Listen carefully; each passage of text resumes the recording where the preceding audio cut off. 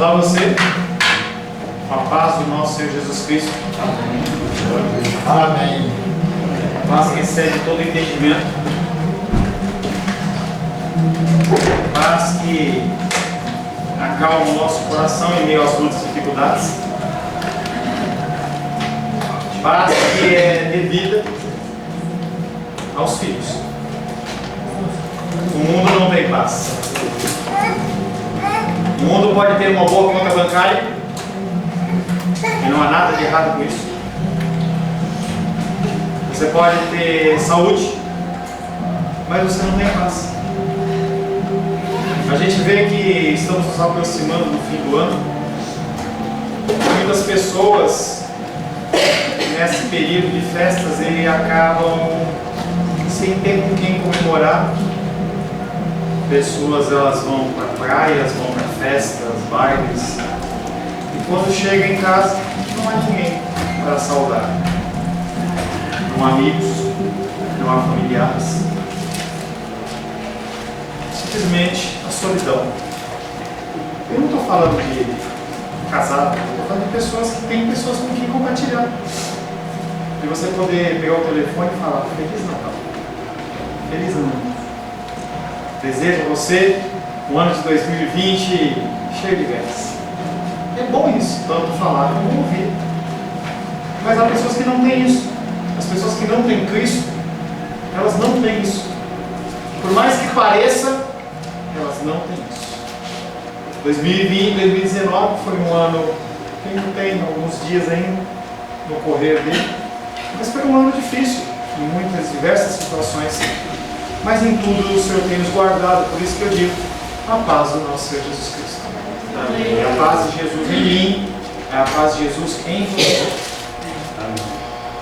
Em nosso último encontro, estivemos meditando sobre o tema Jesus viveu e morreu para cumprir as Escrituras. Que vida chata! Quer dizer que eu vou viver só para isso? É o maior privilégio. Viver e morrer para cumprir as Escrituras. Eu estava fazendo a minha revisão à tarde da palavra e eu me lembrei de um fato que ocorreu em meados deste ano, quando eu e Rosângela fomos renovar a carteira do DP. E eu sempre me gabei pela minha visão. Eu brinco com ela, brinco com as pessoas. Na verdade, é a soberba do meu coração.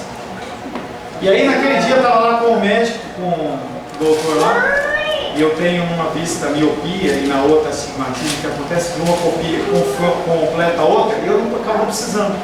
Mas o que acontece é que a própria musculatura do globo ocular ela não está conseguindo focar e desfocar, né? Idade. E aí o doutor olhou para mim, me deu uma ajudinha nas letras. De um lado eu enxergava tudo, do outro eu não enxergava nada. E ele falou assim: eu vou deixar você passar esse ano, mas a próxima você precisa de óculos. Por que eu estou falando isso? Porque nós precisamos focar a nossa vida. O foco. Entendeu? Você tem que conseguir ver essas letras da vida, essas informações que estão na vida, com os olhos espirituais. O foco é um recado muito válido, em especial nos dias de hoje. Pessoas começam o seu dia sem um plano. Comentei rapidamente hoje pela manhã. Pessoas começam o seu dia, a sua semana, o seu mês, o seu ano, sem nenhum plano. E o que ocorre é um vagar pelas horas, sem nenhum alvo definido. Você simplesmente acorda e vai viver a vida. O tempo passa e temos a sensação de nada termos realizado concreto. E você sabe quando você fez algo realmente produtivo ou quando você ficou só morgando. Cristãos em épocas passadas iniciavam seu dia com longos períodos de oração. E sim, eles trabalhavam. Sim, eles tinham família. E as famílias não eram de um ou dois. Eram famílias de 8, 9, 10. A família do meu pai era uma família composta por 10, 12 pessoas. Era o costume. E as pessoas, elas oravam e oravam e oravam. Mas pastor, isso é coisa do passado. Igreja na Coreia do Sul. Estava estudando um pouco sobre a Coreia. E fala que há alguns anos atrás, 10, 20 anos atrás, era um país destruído. Em que havia caos, não havia alimento, algo do tipo Venezuela. E aí 3% da população decidiu se unir em oração para orar pelos governantes, orar pela situação toda do país. E o que aconteceu aqui mudou. E hoje, as igrejas da Coreia, uma igreja, que é uma igreja celular, que é uma igreja que já tem mais de 1 milhão de membros, sim, 1 milhão. E as pessoas todos os dias, elas se reúnem para orar das 4 às 5 da manhã, antes de começar o seu dia. E quando é feriado, vamos orando. Como que nós começamos o nosso dia? Será que você começa o seu dia em comunhão com o Senhor ou no desespero? O verso que ficou da semana passada, João 19:30, que diz: quando Jesus tomou o vinagre e disse: está consumado, e inclinando a cabeça entregou o Espírito. Jesus recebeu uma ordenança do Pai e viveu para cumpri-la de uma forma plena. Ele sabia para o que ele tinha vindo aqui na terra. Não havia dúvida em seu coração, pois mantinha estreita ligação com o Pai através da comunhão e da oração. Ele tinha dúvidas como homem, mas ele sempre recorria a Deus. E aí ele acalmava o seu coração e continuava dentro do trajeto que ele tinha que cumprir. Não há como desenvolver algo sem pôr os nossos esforços no êxito da mesma. Mas primeiramente temos que perguntar ao autor da vida, porque você não é mais dono de si se você é cristão. E você tem que perguntar para Deus: o que o Senhor quer de mim hoje? O que o Senhor quer de mim hoje, Deus? Sem isso seremos como os ímpios que começam um dia para trabalhar, cumprir atividades, apenas aguardando um outro dia. É uma coisa puxando a outra. Eu trabalho segunda para dormir e acordar e trabalhar na terça, e assim vai, para que no sábado eu possa descansar. E domingo eu volte novamente a me preparar para a segunda, e isso é um ciclo sem fim. Jesus viveu e morreu para cumprir as Escrituras, e como discípulos somos chamados a fazer o mesmo. Você tem que fazer o mesmo. A palavra de hoje tem um título estranho, que você só vai entender no decorrer da palavra. Jesus Cristo, em Cristo temos o sacrifício e a lavagem. Não é lavagem de pontos. Em Cristo nós temos o sacrifício e a lavagem. Quero convidar você a abrir a palavra de Deus no Evangelho de João. Nós estamos, semana que vem, se Deus assim o permitir, eu vou fechar Evangelho de João, capítulo 19.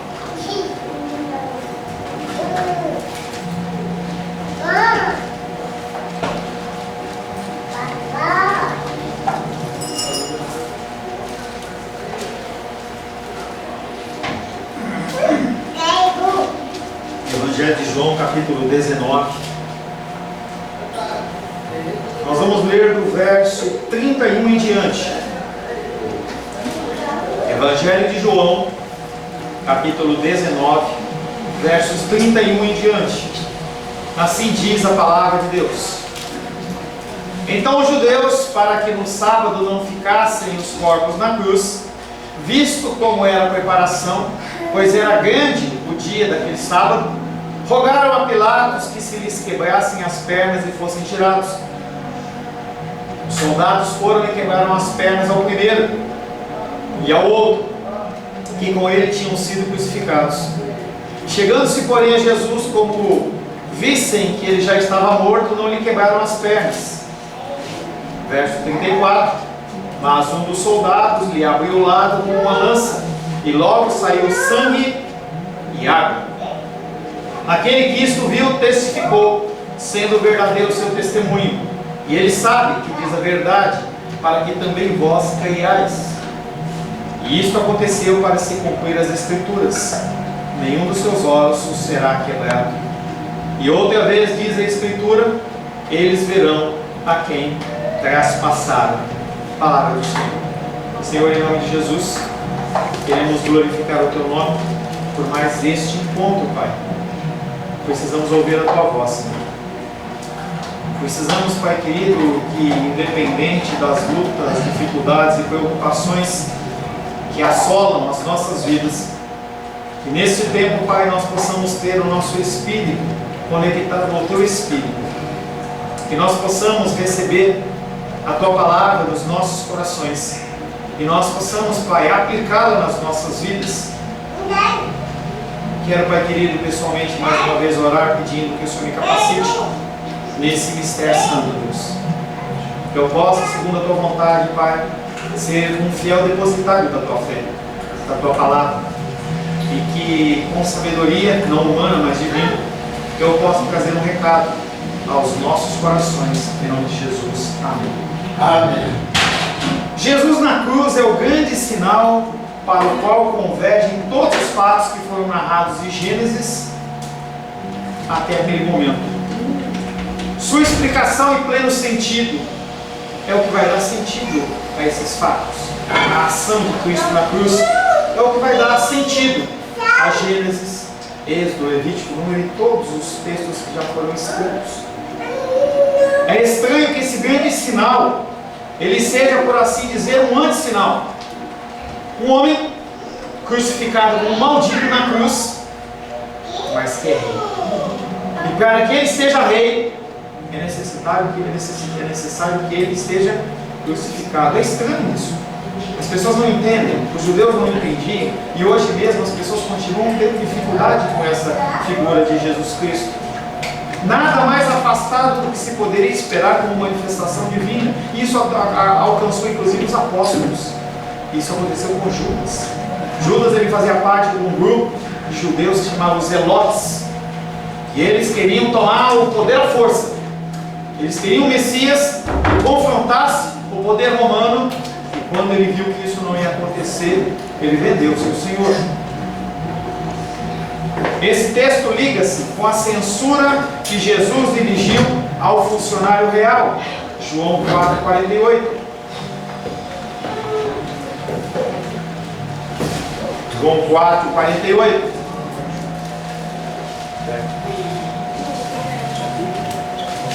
Então Jesus lhe disse: se porventura não virdes sinais e prodígios, de modo nenhum crereis. Eles esperavam sinais prodigiosos, sinais de um Deus situado fora da história e da própria criação, que cada vez que intervém, muda o sentido da história. Deus não age assim. O Deus das Escrituras, Ele não age assim. Ele não é um Deus que define uma necessidade em alguma região, alguma situação. Agora eu vou agir. Não é um 9-0. Há um fato, você liga para a polícia e a polícia vem para te acudir aquilo. Deus não age dessa maneira. A ação de Deus é uma ação programada desde antes da fundação do mundo e Ele está no controle de todas as coisas. Deus se manifesta no próprio homem, participando nele e com ele no desenvolvimento da história e imprimindo nela o seu dinamismo. A história é construída com Deus através da sua vida. Mas é Ele que governa. É Ele que comanda. É Ele que fala, vá, e você vai. Fique, e você fica. E por mais que você muitas vezes queira não fazer coisas, se Deus assim ordenar, você vai fazer. Porque Ele é soberano. E não é uma opção sua. Nosso Deus não é um Deus de opções. Na vontade que Ele determina, a vontade dEle, diretiva dEle, Ele fala e acontece.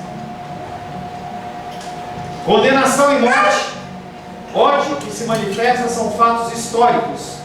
Jesus, ao assumi-los, cria uma nova possibilidade para o homem, para o ser humano. O ser humano só pode ter vida a partir da morte de Cristo.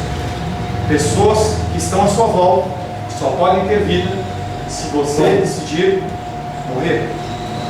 Se você não decidir morrer, as pessoas que estão à sua volta vão continuar mortas. É uma questão decisiva chegar a captar esse sinal, que Deus se manifesta somente no amor generoso capaz de dar a vida. É assim que Deus se manifesta, através do ofertar a sua própria vida. Nele está a sua onipotência, no amor, e é Ele, o amor, o fator de mudança da história. A palavra de Deus diz que não é por força e por violência, mas pelo Espírito dele. Deus não violenta ninguém. Você quer continuar vivendo o seu caminho? Continua vivendo. Só que você vai pagar o preço. Hoje a sociedade vive em pagar o preço. E nós temos obrigações cíveis. Hoje estava lá vendo na internet, teve uma manifestação lá no frente do Congresso, em outras cidades brasileiras. Será que é isso que vai mudar o Brasil? Será que é você ir no dia do Senhor para um palanque, gritar palavras de ordem, é o que realmente vai mudar o mundo? Ou é quando você indivíduo, começar a mudar o seu comportamento? Esse amor é a única possibilidade de redenção do homem. Somente ele pode levá-lo à plenitude e construir uma sociedade nova. Depois dessa breve introdução, vamos iniciar a nossa palavra. O primeiro versículo que nós vamos meditar é João 19:34. Mantenha João aberto. Mas um dos soldados feriu-lhe o lado com a lança, e imediatamente saiu sangue e água. Quando o soldado feriu o lado de Cristo com a lança, ele fez aquilo com o propósito de ver se Cristo estava vivo. Será que eu vou ter que quebrar a perna desse homem? Ele já está com a cabecinha tombada. Um a gente já quebrou, o outro a gente já quebrou. Vamos ter que quebrar o terceiro? Essa parada para pensar, essa parada para pegar, largar a marreta e pegar a lança, é muito mais do que a ação humana, é uma ação divina. Deus tinha um plano diferente daquilo. Alguns têm se enganado que esse foi apenas um milagre, furar e sair sangue e sair água. E se você vai na internet, você vai ver muitos estudos tentando explicar essa água, esse sangue. Um fala que o sangue, depois de um tempo, ele fica mais cegou, então não era água, era um sangue assim meio diferente. A lança foi até o coração de Jesus e aí rompeu a membrana tal. E as pessoas elas saem devagando. E alguns falam é apenas um milagre, mas na verdade o que está acontecendo ali é a explicação de João que Jesus Cristo ele não veio apenas em carne, mas ele veio em água e ele veio em sangue. 1 João capítulo 5, verso 6. Não precisa abrir. Este é aquele que veio por meio da água e sangue, Jesus Cristo. Não somente com água, mas também com água e com sangue. E o Espírito que dá testemunho, porque o Espírito é a verdade. E esse texto em 1 João 5,6 tem a ver com o próximo versículo 35, que fala do atestar que aquilo ali é verdadeiro. Então João, ele olha o que aconteceu e fala, isso é muito mais do que um milagre. O que ele está mostrando não basta apenas o batismo nas águas, mas você precisa mudar com algo a mais. Sim, você precisa se arrepender dos seus pecados, mas também você precisa se renovar em espírito. E isso provém de Deus. Com essas palavras ele quer dizer que Cristo trouxe o verdadeiro sacrifício e a verdadeira lavagem. E aí vem o título da palavra. Cristo, ele é a verdadeira lavagem, ele é o verdadeiro sacrifício. Pois de um lado, perdão dos pecados e justificação, e do outro, a santificação da alma. E esses dois elementos estão prefigurados por dois símbolos. Símbolo é uma coisa que você olha e te traz à memória alguma coisa. Quando nós olhamos para a cruz, nós não temos que endeusá-la, não tem que passar sua mãozinha nela, mas você tem que entender que é um símbolo de amor. No dia dos namorados, alguns dão flores. Filipe, Joás e Esther ficam contentes no dia dos namorados, porque os namorados dão flores. É um símbolo, mas não é o que define o amor da pessoa.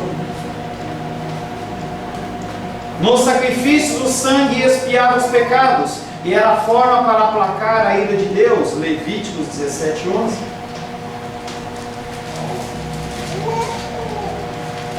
Porque a vida da carne está no sangue. Eu vou tenho dado sobre o altar para fazer expiação pela vossa alma, porquanto é o sangue que fará expiação em virtude da vida. E já estava sendo apresentado lá no início do Pentateuco, lá em Levítico, que havia necessidade do sacrifício pelo sangue. Falei também pela manhã que quando Adão e Eva pecaram, e não é Eva e Adão, é Adão e Eva. Quando Adão e Eva pecaram, Deus providenciou um sacrifício de um animal para aplacar a sua ira e para que aquelas pessoas tivessem vestes para se cobrir. Os sacrifícios do sangue expiavam pecados. E as lavagens? As lavagens eram os emblemas da verdadeira santidade e a medicina para tirar a impureza e remover as contaminações da carne. Se você for estudar Levítico, se você for estudar Números, se você for ver as ordenanças de Deus, vai se lava, vai se lava. E aí eu separei um texto que eu não vou ler, é muito longo, 2 Reis, capítulo 5, que conta a história de Naamã, um grande oficial que foi acometido de lepra. E aí ele ouve uma história a partir de uma mulher que era uma escrava judia que estava com ele. Ele falou: lá na minha terra tem profetas que oram e a lepra some. E aquele homem vai para a sua comitiva, ele era muito poderoso. Ele chega lá e manda uma carta dizendo assim: olha, eu fiquei sabendo, rei, que você tem poder, hein? Me cura. O rei ficou indignado, rasgou suas vestes. Quem sou eu para curar alguma coisa? O profeta, ele fala assim: manda para mim essa carta. E de onde o profeta estava, ele falou assim: se lava 7 vezes. Aquele homem que tinha andado por 1 mês, 2 meses, 3 meses, sei lá, ficou indignado. Ele não veio nem falar comigo, ele sabe do que ele está falando. E aí um servo dele fala assim: meu senhor, se ele te desse alguma coisa difícil para você fazer, você não fazia? Fazia. Ele está mandando fazer uma coisa simples, fácil. E aí ele foi, se banhou 1, 2, 3, na 7ª vez. Quando ele levantou, toda aquela lepra, aquela ferida sumiu. Lavagem é um símbolo de limpeza. Um símbolo de limpeza. Mas para que a fé não mais repousasse nesses elementos, porque o homem gosta de elementos, e aí era um tal de todo mundo ficar tomando banho, era um tal de ficar matando bicho, aparece a figura de Cristo. Essa figura de Cristo é para que não haja mais necessidade de elementos. Você não precisa de elementos para adorar a Deus. Se alguém tirar essa cruz da parede, a igreja vai continuar sendo de Cristo. É só um símbolo. Você não precisa carregar no teu painel do teu carro a Bíblia aberta no Salmo 23. Você não precisa de um candelabro, um menorá daquele judeu. Você não precisa fazer festas judaicas, símbolos. Não precisa mais. Porque Jesus Cristo, ele cumpriu. Mas ele deixa 2 sacramentos: Santa Ceia e batismo. A Santa Ceia, ela se refere à purificação. Desculpa, o batismo se refere à purificação, à limpeza da alma, santificação progressiva. Romanos 6,4.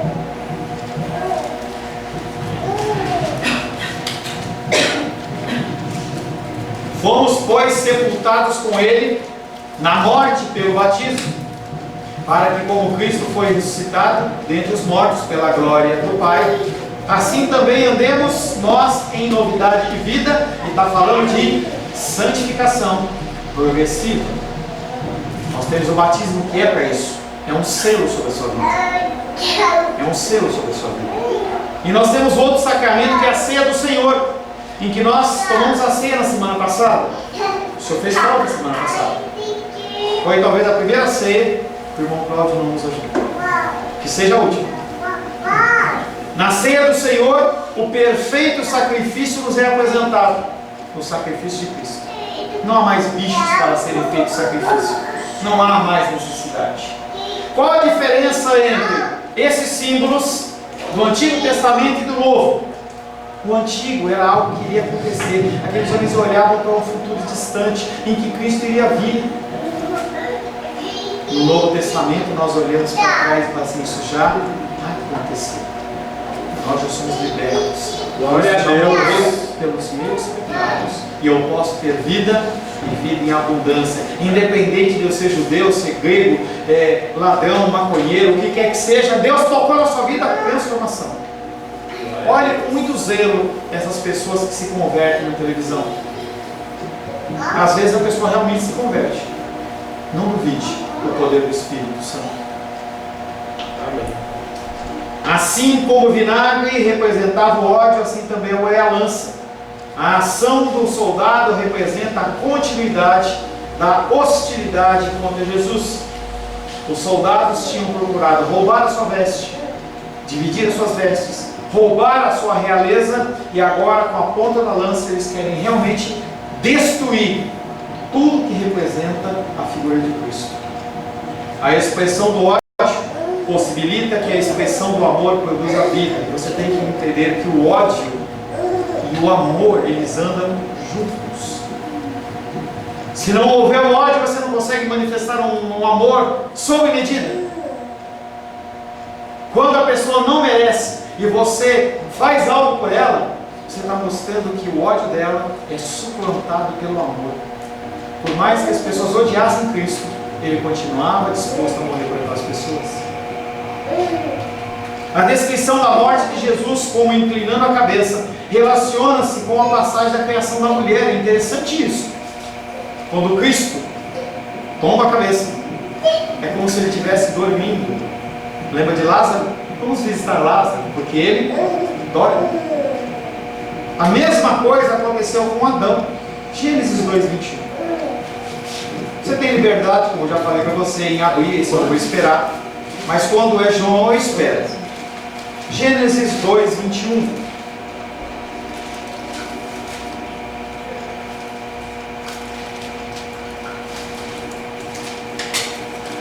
Diz assim a palavra de Deus: Então o Senhor Deus fez cair pesado sono sobre o homem, sobre Adão, e este adormeceu. Tomou uma das suas costelas e fechou o lugar com carne. E a costela que o Senhor Deus tomara do homem, transformou-a numa mulher e lhe trouxe. A formação da família, a formação da união entre homem e mulher, é a mesma coisa com o sacrifício do cordeiro. A diferença é que Cristo não ofereceu apenas uma costela, mas toda a sua vida, tanto carne como espírito. A partir do sacrifício de Cristo nós somos vivificados, corpo, alma e espírito. Foi sacrificado o cordeiro da nova Páscoa que liberta o homem da opressão, tirando assim o pecado do mundo. O projeto divino ficou terminado em Jesus. Agora se prepara na finalização do projeto dos seres humanos. Minha vida e a sua vida. Eu lembro que uma vez um pastor nosso querido lá de São Paulo, o pastor Jonas, falecido, ele falava assim: não me olhe como um projeto finalizado, mas olhe para mim como um projeto de Deus ainda por finalizar. Nós temos toda uma vida para isso. Jesus Cristo cumpriu a parte dele para que nós pudéssemos pegar o bastão da mão dele e continuarmos caminhando. Com esses novos homens se formará a comunidade messiânica. A natureza espera isso. Os seres humanos esperam isso. Seres inanimados esperam isso. A manifestação dos filhos de Deus. O teu despertar. Mais do que aquela frase chavão: o povo brasileiro acordou, o gigante acordou. Mais importante que isso é você acordar. Acordar deste sono.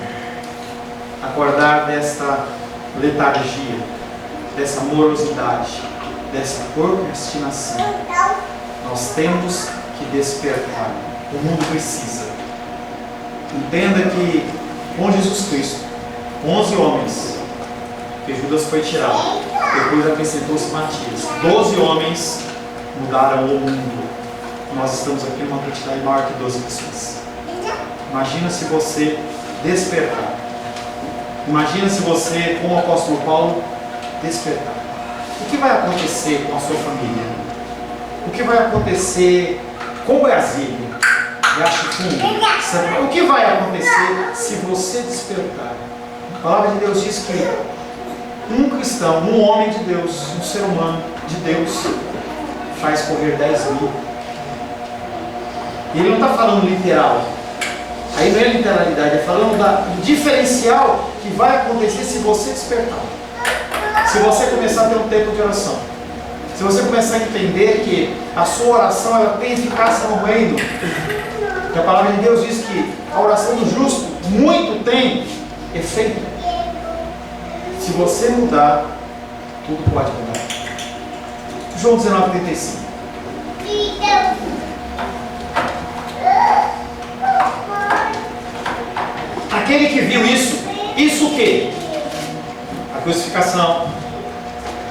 Cristo expirando, morrendo, quebrar das pernas, furar o lado. Aquele que viu isso dá testemunho, e o seu testemunho é verdadeiro, e ele sabe que diz a verdade, a fim de que também vós creiais. Ele fala assim: eu vi, não foi algo que me contaram, eu vi. Você pode acreditar em algumas coisas porque alguém te contou, mas quando você viu, é diferente. E aquele homem, ele viu. A importância do verso 34, o furado da lança lateral de Jesus, é enfatizada pela inclusão desse verso 35. O texto é o depoimento de uma testemunha ocular da morte de Jesus, do fluxo do sangue e fluxo de água. Da mesma forma que João Batista viu e testemunhou que Jesus Cristo é o Filho de Deus, está lá em João 1,34, em que ele fala: eis o Cordeiro de Deus que tira o pecado do mundo. Aleluia! Entenda que ele tinha tido contato com Jesus Cristo ainda na barriga da mãe dele. Se você voltar, você vai lembrar que na concepção de Jesus Cristo, a prima dele, Isabel, também ficou grávida. E quando Maria, até por uma condição de ela ter engravidado, sem estar casada, uma condição meio constrangedora na época, ela chegou lá e Isabel, se não me engano, estava já com 6 meses de gravidez. E quando elas se encontraram, e João Batista ainda no ventre sentiu a presença de Jesus, ele se agitou. E quando ele vem olhar a vida de Jesus Cristo depois de 30 anos, ele fala: eis o Cordeiro de Deus que tira o pecado. Assim também a testemunha de fato viu e testificou o que foi escrito no verso 34 e disse: o testemunho é verdadeiro. Quem foi que deu esse testemunho? João 21, 24.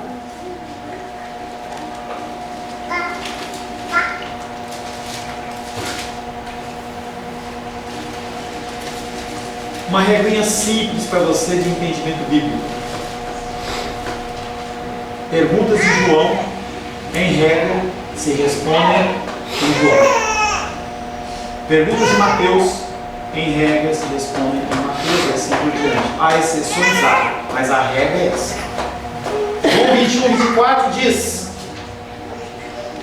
respondeu-lhe Jesus: não.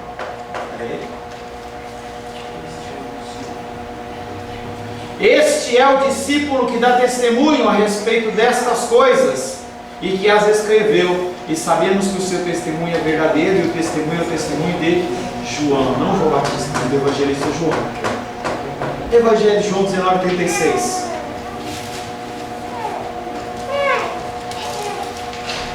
João 19:36. E isto aconteceu para que se cumprisse a escritura: nenhum dos seus ossos será quebrado. Torna a aparecer Jesus como o Cordeiro de Deus, cuja figura foi o Cordeiro Pascal da antiga aliança. Quando as pessoas olhavam para o Cordeiro Pascal, a figura de Cristo é ele que vai substituir essa figura do bichinho como sacrifício definitivo. Nenhum osso dele será quebrado. Duas citações: Êxodo capítulo 12.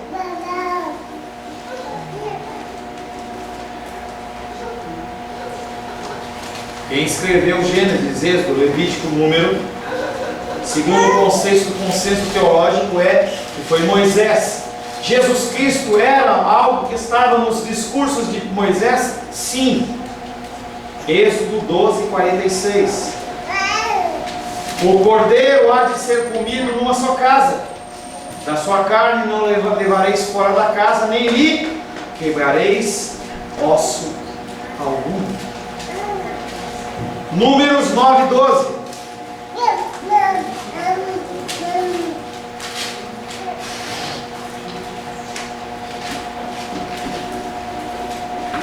Números 9:12. Dela, a Páscoa, o alimento da Páscoa, do cordeiro, dela nada deixado até amanhã, e dela não quebrarão osso algum. Ou vai quebrar osso algum. Moisés está falando do Cordeiro Pascal, ele está simbolizando a figura de Cristo. Moisés apresenta aquele Cordeiro que era uma figura do verdadeiro e único sacrifício. Hebreus 10:12.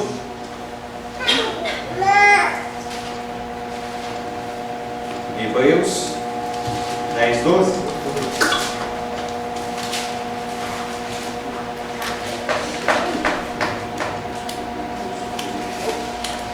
Jesus, porém, tendo oferecido para sempre o único sacrifício pelos pecados, assentou-se à destra de Deus. Não há mais sacrifício a ser feito. Não há mais. O que Moisés falou em Êxodo 12:46, o que Moisés falou em Números 9:12, o que foi falado pelo salmista que nós falamos na semana passada, atesta um cumprimento na vida de Jesus Cristo. E lá em Hebreus 10:12 ele vem falando que é Jesus Cristo. Não pensa que é outro. Jesus morre na hora em que o Cordeiro Pascal está sendo abatido no templo. Jesus foi preparado como alimento dos que se somam ao seu ministério. Santa Ceia. Serão discípulos seus os que comerem da carne desse Cordeiro e beberem do seu sangue. Quando nós temos a nossa cerimônia de Páscoa, que a gente vai comer o Cordeiro, o irmão Cláudio se emociona quando come o Cordeiro. É o sentimento de que você está comendo a carne dele. Não é apenas uma carninha temperada que foi comprada lá com Zé Mané, não. Naquele momento, o símbolo da carne do Senhor, em que ele fala: se você não comer da minha carne e não beber do meu sangue, você não faz parte. Aleluia. João 6. João 6.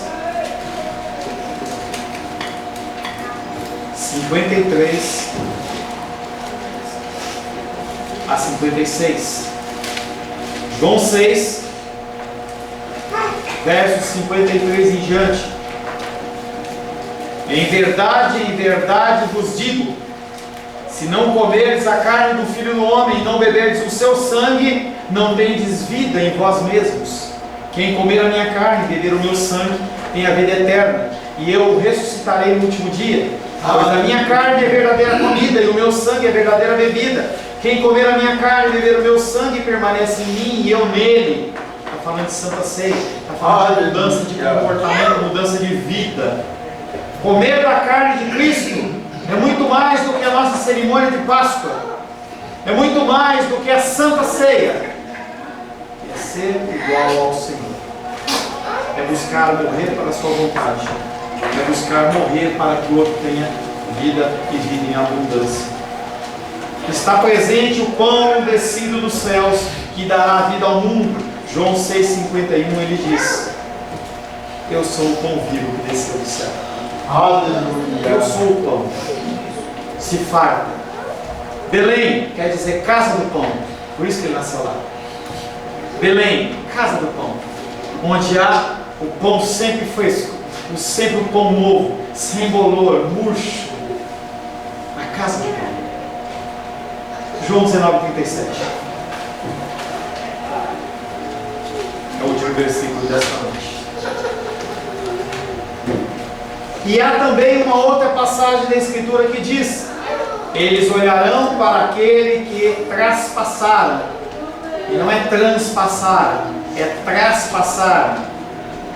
Esse versículo se cumpre lá em Zacarias 12,10. Ou melhor, é cumprimento de Zacarias 12,10. Eu não sei você, mas eu acho tremendo esses cumprimentos de Escritura. Zacarias 12,10. E sobre a casa de Davi e sobre os habitantes de Jerusalém derramarei o Espírito da graça e de súplicas. Olharão para aquele a quem traspassaram, prantearão como quem planteia por um unigênito, e chorarão por ele como se chora amargamente pelo primogênito. Voltando para João 19,37, eles olharão para aqueles que traspassaram. Esse contexto de profecia tem a ver com um ser que houve em Jerusalém, um contexto temporal, quando essa palavra foi escrita nos tempos de Zacarias. Jerusalém foi cercada e os ímpios queriam destruir Jerusalém, e Deus desbaratou eles. Choro daqueles homens. Choro dos judeus. Na nossa vida, como aplicar um versículo como esse que parece que não tem nada a ver? As pessoas da humanidade, quando tocar a trombeta, lembra quando a gente cantou? Quando lá do céu descendo, para o seu Jesus voltar. quando acontecer isso, as pessoas vão chorar, porque elas vão lembrar que te perseguiram. Aleluia. Elas vão lembrar que escarneceram do Senhor.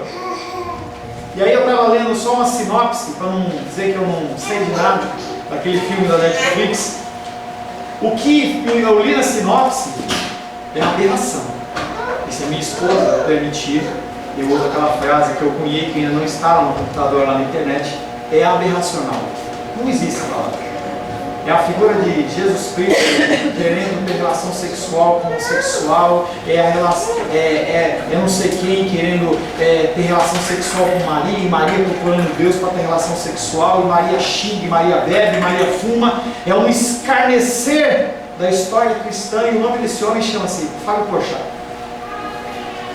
Esse homem, ele faz parte de um grupo em que ele escarnece repetidamente, ele é declaradamente ateu, mas dessa vez ele passou os limites. E não é para você cancelar a sua assinatura do Netflix, agora eu não vou comer mais a maionese e tal, não é isso. Mas você tem que ter entendimento. Não financia essas pessoas. Não dá o gostinho dessas pessoas de você assistir. Porque essas coisas são lixo. Quando João 19:37 se cumprir na segunda volta de Cristo, pessoas como essa, elas vão chorar, porque eles vão ter consciência do que eles fizeram. Jesus Cristo na cruz do Calvário, ele fala: Senhor, perdoa o pastor Paulo, perdoa Moisés, perdoa Shirley. Eles não sabem o que fazem. Naquele dia, as pessoas vão saber o que fizeram e eles vão chorar. O homem, Jesus, ficará levantado no alto e continuará atraindo homens para si, a fim de que também eles realizem o projeto criador. Jesus Cristo não está mais na cruz. Ele está à destra do Pai. Aqueles que tinham que ver o sacrifício dele, ver o nome dele lá em cima, Jesus Cristo Nazareno no meio dos judeus, aqueles homens viram. E Cristo cumpriu o papel dele naquele momento. E agora ele tem que cumprir através da minha vida e da sua vida. Quando todos escutarem a sua voz e tiverem sido atraídos para ele, verificar-se-á a fase definitiva do reino. Não mais com a ação divina de Deus, mas com a sua ação. Nós caminhamos não para o fim de 2019, perdão. Nós caminhamos para o fim da humanidade. Isso que está acontecendo no cenário mundial não vai durar muito. Não tem como durar muito. A palavra de Deus é muito clara e diz que se esses tempos não fossem abreviados, até se possível fosse, os eleitos de Deus iriam sucumbir. Por amor de você, o mundo vai acabar. Não porque há uma profecia, porque alguém fala: olha, é o ano 2000 chegando, é o ano 2020 que está chegando, é 20 com mais 20, vai dar 40, faz uma conta e chega lá e fala que eu estou inventando, não tem não, mas deve ter. Soma 20 com mais 20, dá 40 anos de deserto.